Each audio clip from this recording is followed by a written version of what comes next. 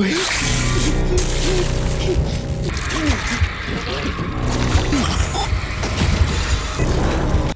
boys on the island vary, of course, in number as they get killed and so on. Okay, so every week we get introduced to another fascinating creature that was aboard the Maginot. Last week it was the eye, and this week we got the fly.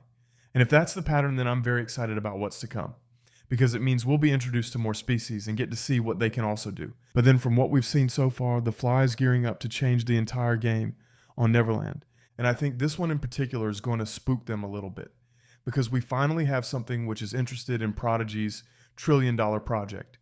Also think about it, for weeks, this lab felt like the safest place on the island, or even Earth. Although I still believe for a place like that, their security is very weak. But it's still a place where dangerous creatures could be studied and contained.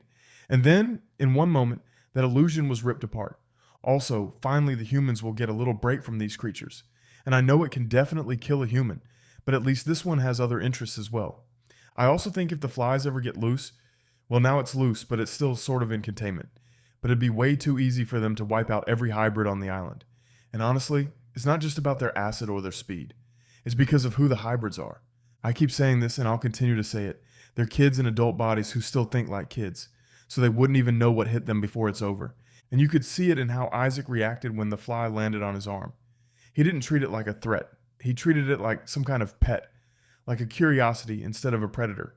But to be fair to Isaac, he was trapped, so there was nothing really that he could do at that point. And that's not just a hybrid problem. That's everyone on Neverland. They all act like these creatures are just some cute science projects instead of weapons. They treat them like specimens instead of killers. And that's the kind of thinking that's going to get more people killed. The first time we see the fly in action, it explodes out of its hive, lands on Isaac's arm. Well, of course, before that, it was latched right above him, hanging from the top of the enclosure. And then it proceeds to spit acid with precision and drops a hybrid where he stands. That's what makes this kill so terrifying. The speed, the purpose, and the fact that there's no cycle and no chance to fight back. The Xenomorphs, as terrifying as they are, follow a pattern we can almost predict. They cocoon hosts, they implant embryos, they give their victims a twisted kind of purpose. The fly, on the other hand, offers nothing like that. There's no future use for its victim. Isaac isn't preserved for some horrible rebirth. He's just consumed. And that's the whole point. And the sad thing is, he went in there to feed them, and ended up being the one they fed on. The flies treated him like they treat everything else they eat, whether it's rocks, metal, or scrap technology. And that's what makes this death hit harder than any Xeno attack we've seen so far. It doesn't just kill him. It tells us what the flies really are. They're not random pests or background creatures waiting for an excuse to escape. They are also apex predators, and hybrids are now confirmed to be part of their food chain. Another thing I like about these attacks is the detail behind how fast it happens. So you have acid that can eat through synthetic skin and hardware in seconds, which is bad enough, but then a second fly joins in to finish the job. Also, if you pay attention to the feeding, it's very deliberate and almost methodical. It's not the typical frenzy of an animal, but the clean efficiency of something that evolved or was designed to do this. There's no panic or rage or even playing with its food. There's just a kill, which is then followed by a drain, and then they return to the hive. And it's not just about Isaac. This moment is the series planting a flag in the ground and telling us that hybrids, the very thing Cavalier built his empire on, can be killed and consumed as easily as a piece of broken tech, which then means the promise of immortality that Prodigy sold to these kids just cracked right in front of them. And that's why this first kill feels so important. It isn't just a body count, it's a message to everyone watching, both inside the show and outside of it, that the flies aren't a nuisance. In fact, they're the next escalation. They are the thing that makes Neverland unsafe in a way we haven't seen before. If a hybrid can be brought down this quickly and drained this completely, then no one on this island can feel untouchable anymore. Built to hunt hybrids. The more you look at the flies, the clearer it becomes that these things aren't accidents. They're built for exactly the kind of world Neverland has turned into, which is a world filled with hybrids, synths, and biotech. So let's start with the design. They're about the size of a forearm, which makes them big enough to be threatening but small enough to disappear into corners.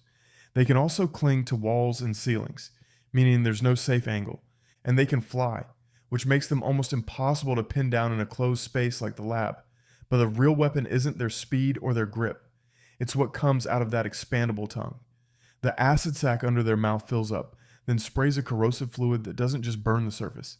It eats straight through synthetic skin, reaching the hardware inside and shutting the body down almost instantly. And I keep saying I like how Hawley puts all these details inside because it shows how specific this predator is. The Xenomorph's acid blood is dangerous, but it's collateral damage. It leaks when they're hurt, and not necessarily when they attack. But the fly's acid is deliberate. It's a precision weapon meant to disable, melt, and open up the body so it can be drained. And that's exactly what they do. The moment Isaac went down, the second fly didn't hesitate. It came to feed, using that same mouthpart to drink what was left of him. And this is where the contrast with the Xenomorphs becomes even sharper. And I always use the Xenos as a comparison because for the longest time, they've been the zenith of apex predators. So that makes you understand how high the stakes are. But anyways, the Xenos use their prey for a purpose. They cocoon victims, implant embryos, and keep them alive for the next generation. There's a twisted cycle there. There's no doubt about that, but it's a logic we can almost follow. But then the flies break that logic. They're not preserving anything. They're not interested in reproduction through a host. Their entire interaction with Isaac lasted seconds, which was to attack, dissolve, drain, and they're done. This is not a life cycle, it's a consumption cycle. And I think that makes the flies feel even more dangerous than the Xenomorphs, because there's nothing to interrupt, and no phase to catch them in. With Xenos, you might be able to rescue a cocooned host if you're fast enough, but with the fly, by the time you realize what's happening, the damage is already irreversible, and this is why Isaac's death doesn't just hit emotionally, it reframes the entire hybrid project. These children weren't killed by hunger or by chance. They were prey in a system that suddenly has a new top predator. And everything about the fly's anatomy, from its wings to its acid sac, is perfectly suited to a future where hybrids were supposed to be untouchable. And I think, if nothing at all, episode 6 is telling us that the future is over. Hybrids aren't immortal, and they're not even protected. They're food, and something in the universe is hungry enough to come for them. The fly's attack wasn't the end. I think if the attack had ended with Isaac's death, it would have been brutal, but still contained. But it didn't end there. And that's what makes this moment feel so dangerous. While the flies fed, the rest of the lab stayed silent. The Xenomorph was still there. Oh, and by the way, I think one of my favorite scenes was the one where the Xenomorph was hanging by its tail and then just glides down. I thought that was such a cool shot. Anyways, the sheep was also there, infected with the eye parasite, of course, and we all know the eyes was behind all of this, but it never looked away. The weird thing was it even waited to make sure they were feeding on Isaac before it went to eat. It did what it does best by watching and observing. And in a show like Alien Earth, that usually means it's learning. This thing has already shown signs of intelligence, locking eyes with characters, studying procedures, reacting with eerie precision. Now it's just standing there as a hybrid gets dissolved in front of it. That's not just creepy, I feel like it's preparing for something. Because what this moment really does is turn the entire lab into a ticking time bomb. The flies have had their first kill, which means they know what's possible now. They can feed on hybrids, drain them clean, and return to the hive. That alone is terrifying. Also, their containment is open, so that also raises the stakes. But then add the eye creature's awareness into the mix, and it feels like the lab just had a dry run for something much worse. If this thing ever decides to act, whether it's opening the door, manipulating another human into making a mistake, then we could see a full release of everything locked in that room. And that's the nightmare scenario the show is hinting at. The flies are scary on their own, but the real threat is what their attack sets off.